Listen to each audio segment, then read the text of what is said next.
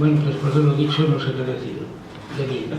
Simplemente que estoy contento por estar con ustedes esta mañana y lo que decía. Y vengo a tratar de ilustrarles un poco respecto de lo que yo pienso, no que les ilustre en términos absolutos. Decía Paco que hay una especie de patología, pienso que hay una especie de patología epistémica que lleva a ocuparse mucho del profesor y nada del alumno. Lleva a hablar mucho del profesor y poco del alumno. Eso es como si en medicina, comentábamos, se preocuparan del médico más que del paciente o de la enfermedad. ¿Por qué? Las razones deben ser muy variadas, pero yo creo que en el fondo es el constante proceso histórico de evaluación de la función docente en contra de lo que se dice en la retórica oficial. Es decir, el profesorado creo que hay que verlo en su contexto para entender por qué es como es y qué puede ser a partir de lo que es.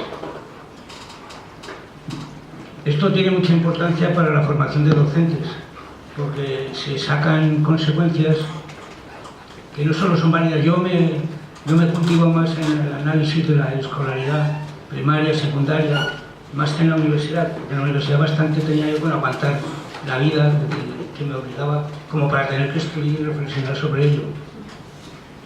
Pero creo que las reflexiones generales en educación tienen sentido todavía porque hay una unidad mal conservada, mal pertrechada, un poco estructurada en el sentido de que la docencia es la docencia en primaria, en secundaria y en universidad. Y veréis lo que voy a decir para valorar lo que acabo de mencionar.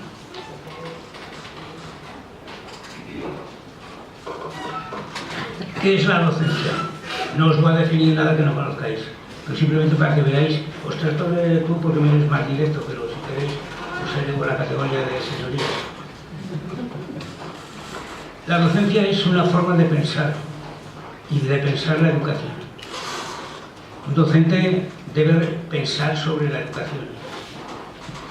No saber cosas y quedarse, sino saber sobre la educación, que ha sido un objeto histórico complejo, que ha tenido muchas ramificaciones, se ha guiado por caminos muy distintos y ahí lo tenemos hoy con todas las contradicciones que implica optar por un modelo cultural u otro.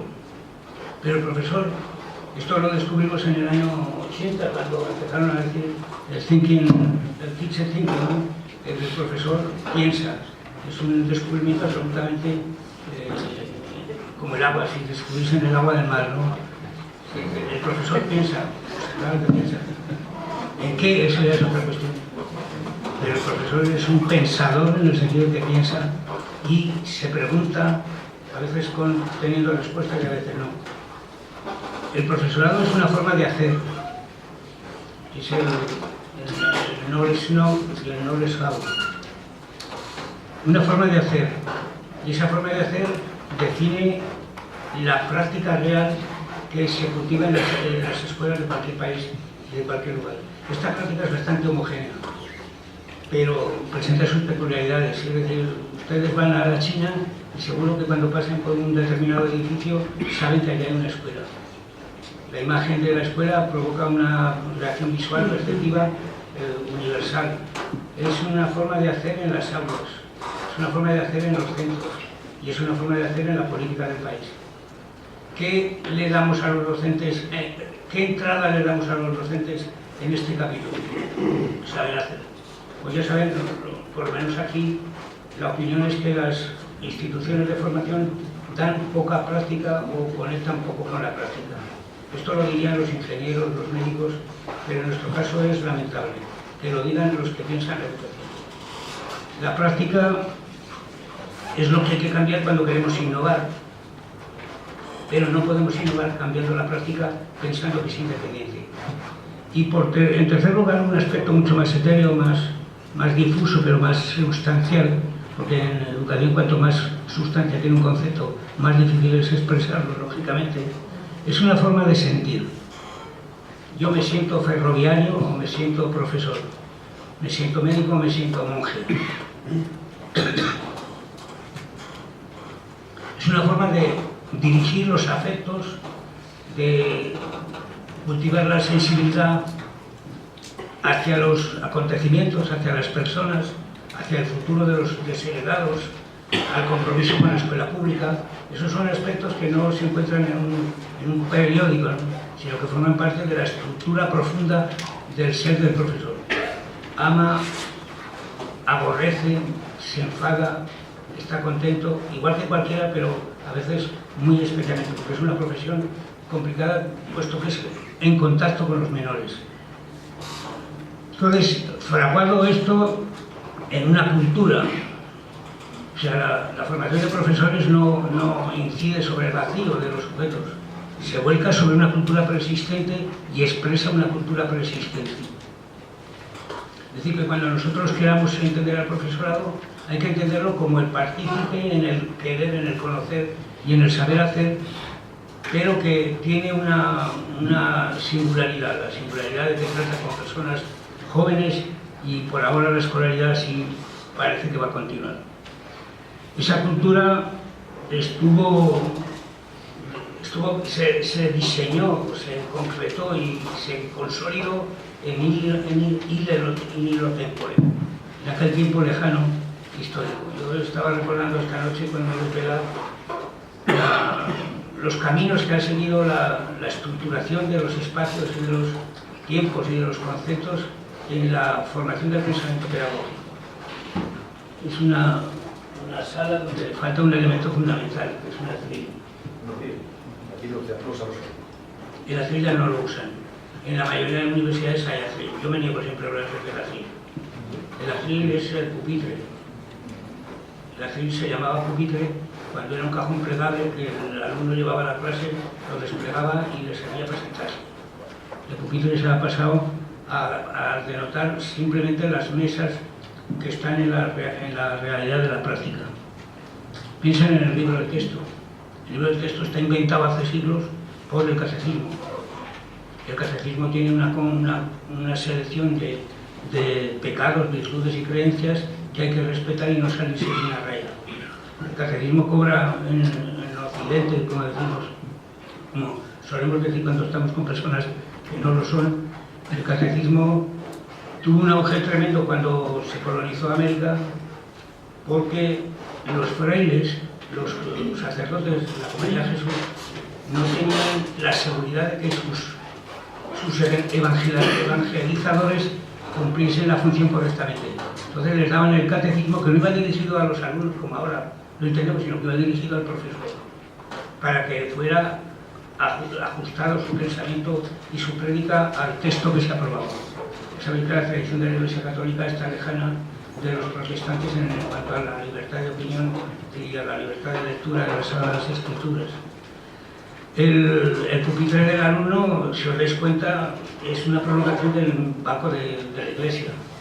Estiráis la parte de arriba un poco y juntáis el asiento con el tablero y tenéis el pupitre formado. Ayer estuvimos viendo el Paraninfo precioso con dos altares o dos púlpitos a las dos vertientes. Eso se llamaba cátedra. Y la cátedra es el nombre que dan a los catedráticos, o al hablar es cátedra. Cuando decimos hablar desde la cátedra, es que habla desde aquello. Es decir, nuestra cultura pedagógica está ubicada históricamente en un momento donde ha cobrado unas circunstancias, unas posibilidades peculiares. En el currículum, leerse la Ratio Studiorum es una condición sine qua non para entender cuál es la pedagogía moderna. Allí se estableció lo que es el currículum, cómo se gobierna el currículum, qué pautas hay para llevarlo a cabo, distinguir los contenidos. La palabra método se cristaliza en el siglo XVII cuando los jesuitas ponen el título de método a una forma coherente de actuar que se prolonga en el tiempo. Es decir, el método es la constancia de la pedagogía. y establecen un sistema de competencias, después las reglas de la Salle, esto va a ser breve, establece una serie de reglas de comportamiento de los alumnos, de los profesores, donde está regulado hasta el número de varas, de azotes con vara que pueden recibir por un determinado pecado, ¿no? El pecado lo gradúa, hay un sacerdote dentro de las catedrales que le llama el penitenciario. El penitenciario se han encargado de calibrar la falta para ordenar la penitencia que hay que tener después. Los exámenes que hay ahora en los programas de televisión son copiados del sistema educativo, no al revés. Adivina quién, cómo se cifras y letras. Hay preguntas al candidato que van a cogerle o a competir. Es decir, la competencia en los centros está prefigurada en prácticas pedagógicas. Me extiendo un poco, que ya no más, en este aspecto, porque cambiar, innovar y formar al profesorado hay que entenderlo dentro de este marco. No se puede cambiar las actitudes con las teorías, ni se pueden cambiar las teorías por las aficiones y las buenas intenciones que tenga el profesorado. Necesitamos un profesorado que piense, que sepa hacer y que sepa querer de acuerdo con la justicia que necesita el sujeto, que es un sujeto de derechos desde la Declaración de Derechos del Hombre y de la Mujer está vigente.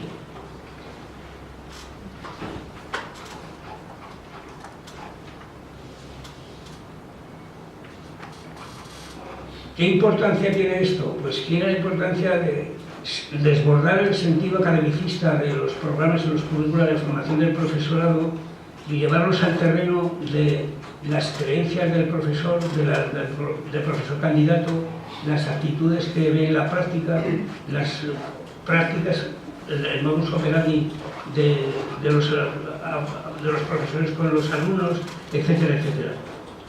Hay que proporcionar un espejo para que el docente se vea de acuerdo con lo que la tradición le obliga o le condiciona en desarrollar. Es una mirada en el espejo que está cargada de formaciones, como es lógico, que está sometida a vaivenes, y que la administración ha contribuido a enfatizar con la burocratización del puesto de los profesores. Si, concluyendo lo que he dicho hasta ahora, diría que los profesores forman parte de una cultura pedagógica, y esa pedagogía es estructurada con el tiempo y no es fácil de cambiar, y a eso se le añade la regulación burocrática que las modernas administraciones han desarrollado con un cuerpo que está castigado con leyes constantes, cambiantes, decretos, normas y directrices.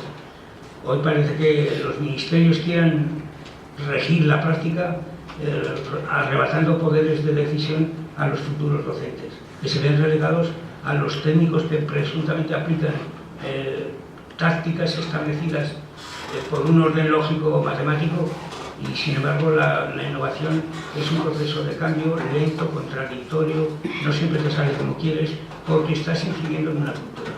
Y como incides en aspectos no estratégicos, para cambiarla en buen sentido puedes fallar. Hay reformas que son antirreformas porque producen lo contrario de lo que pretenden. Eso es por falta de análisis que a los gobiernos actuales no le pedimos.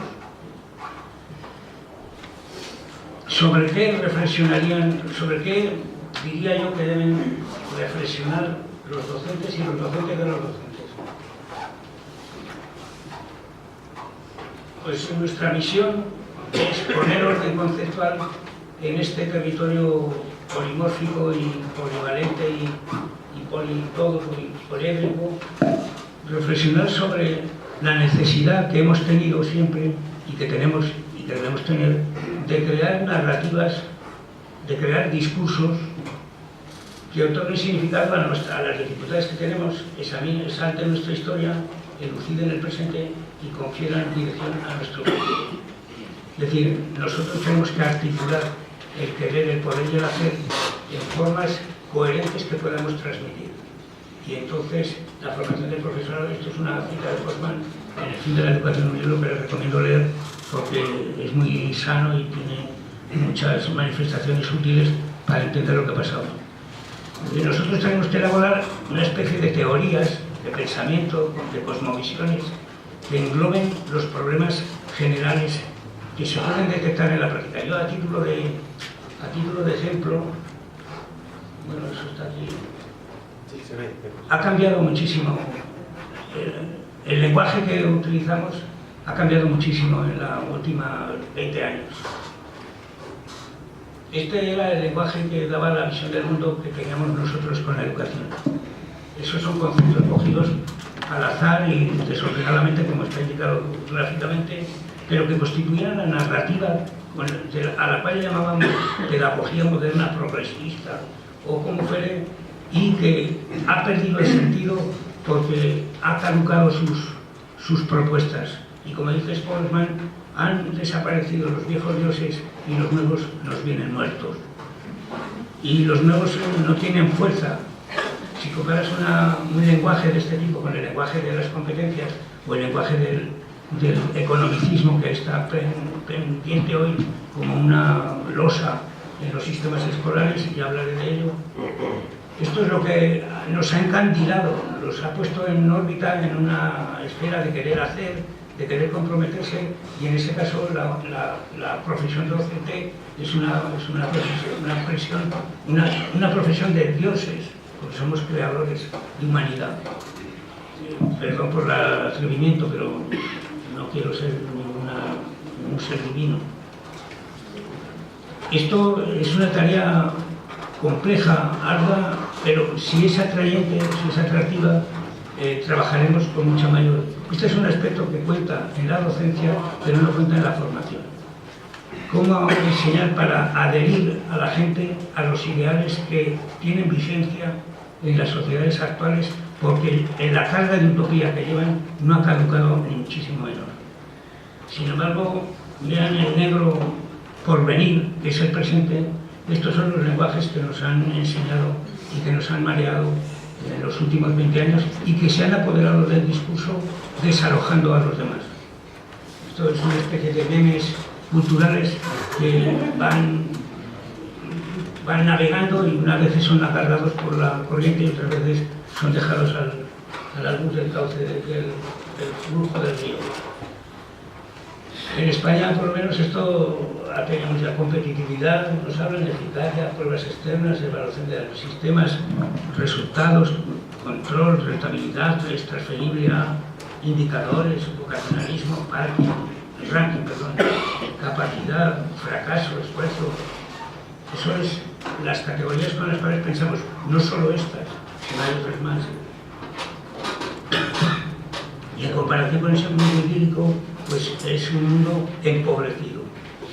Pero esto lo quería yo poner después. La otra no se ve. La otra se puede.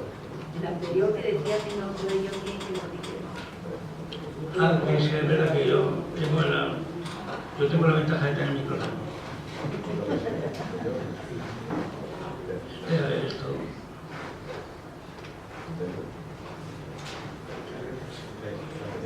Anterior. ¿Esta? ¿No se ve bien? No se lee. ¿Lo leo yo? Sujeto a aprendizaje activo, participación de los agentes, motivación, individualización, colaboración. Es que esa visión del mundo no era apropiada. Esta visión. Después entramos en debate. No, pero este es el lenguaje que yo he escuchado desde que era estudiante para hablar de la pedagogía buena, de la práctica buena o de la práctica progresista o en términos de Paulo Freire, de la práctica que sustituyese al mundo bancario, al modelo bancario que tenía establecido la educación. Y hablábamos de cómo hacer cosas para que fuera bien en orden a una serie de ideales que creíamos en ellos, la bondad de la cultura, la bondad del aprendizaje, la bondad de querer ir a la escuela, la bondad de estar más tiempo en la escuela en lugar de fuera. Esto se ha roto. En España hay una reivindicación que nos azota, que es la de pedir horarios controlados para estar menos tiempo en los centros. El profesorado ha pasado de reivindicar cuestiones relacionadas con el crecimiento del sistema educativo para facilitar más oferta a más gente y durante más tiempo, y esto se ha traducido en todo lo contrario. En selección, parece que hemos quitado las reválidas de la mentalidad del ministro, pero yo no estoy seguro. porque la ley no ha sido abolida. Está hablando de España y de la LOMCE que vuelve las reválidas, lo digo para los latinoamericanos. La postilla, de página. A punto. Y rastreando, porque esto es una labor asistemática sobre que está metida ahí en un círculo. ¿Se ve este? Sí. ¿Sobre qué cosas oigo yo hablar en la realidad actual, presente?